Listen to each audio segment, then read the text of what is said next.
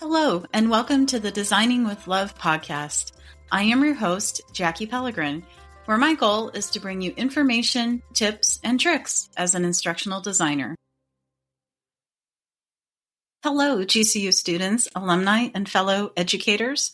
Welcome to episode 41 of the Designing with Love podcast. In this episode, I will dive into the world of adult learning theory, including why it matters, how it shapes learning experiences, and what you can do to apply it to your designs.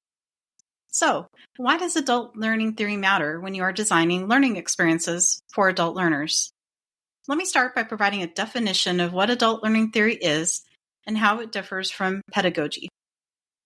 Adult learning theory refers to a framework of principles and models that explain how adults learn differently from children.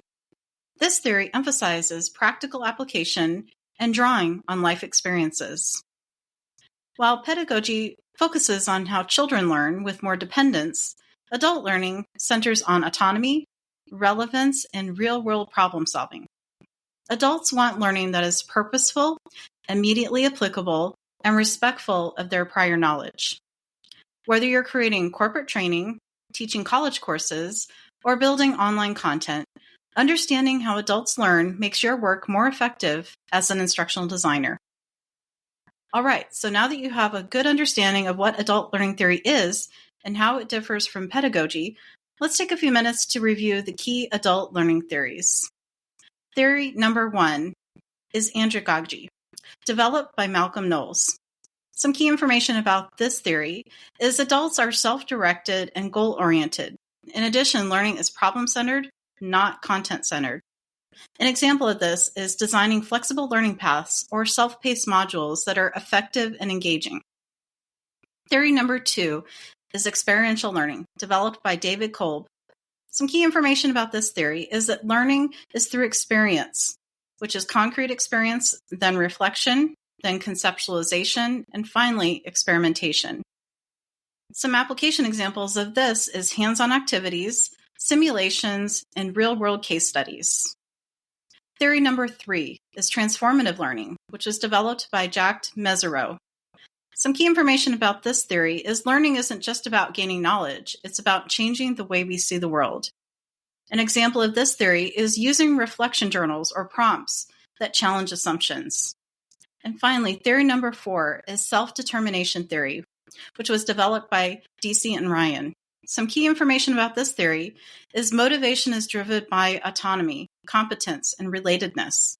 One tip for this theory is to give learners choice, build confidence, and connect to their values.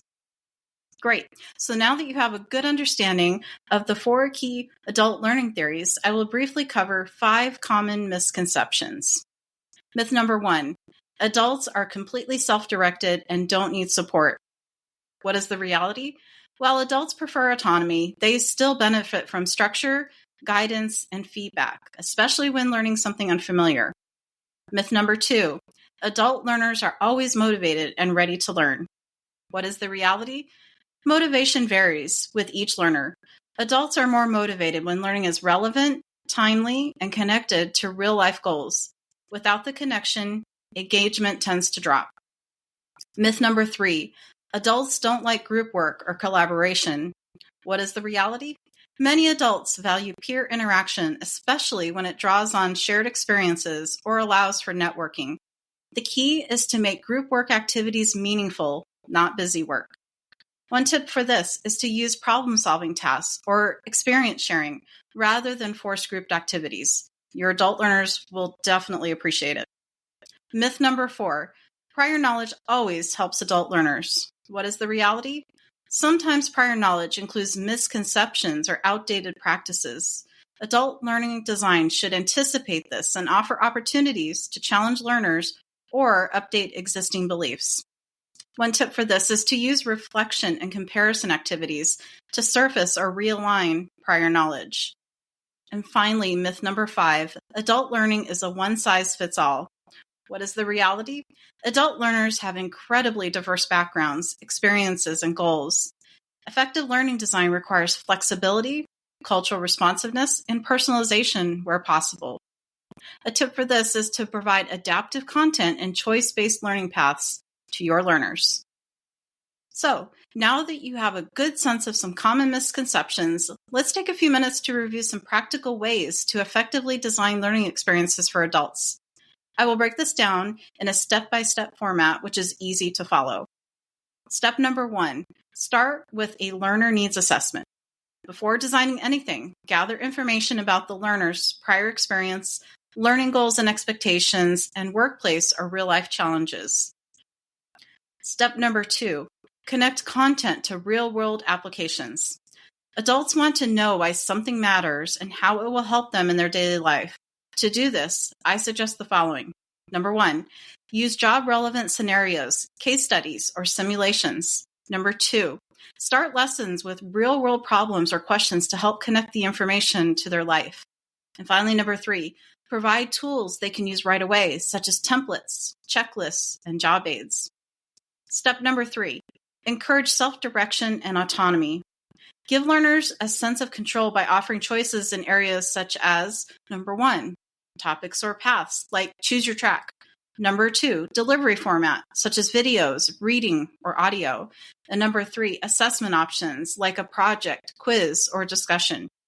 Remember, adults are more engaged when they feel some ownership in their learning experience. Step number 4, leverage prior knowledge and experience. Adult learners bring rich experiences that can deepen learning if we remember to tap into it. To accomplish this, I suggest the following. Number 1, use reflection prompts to activate prior knowledge. Number 2, include collaborative opportunities to share stories or solutions. And number 3, design activities that allow learners to build on what they already know. Step number 5, make learning problem-centered, not content-centered. Shift from simply delivering information to solving problems. To accomplish this, make sure to do the following. Number 1, frame modules around real challenges or questions. Number 2, use project-based or task-based learning. And number 3, include decision-making or branching scenarios. Step number 6, incorporate reflective practice. Reflection is key to adult learning, especially in transformative learning theory. Here's a couple of things you can do to accomplish this. Number 1, add journals, debrief discussions, or self-assessment checklists. And number 2, use questions in the learning like, what surprised you? Or how might this change your approach? Step number 7, foster collaboration and social learning.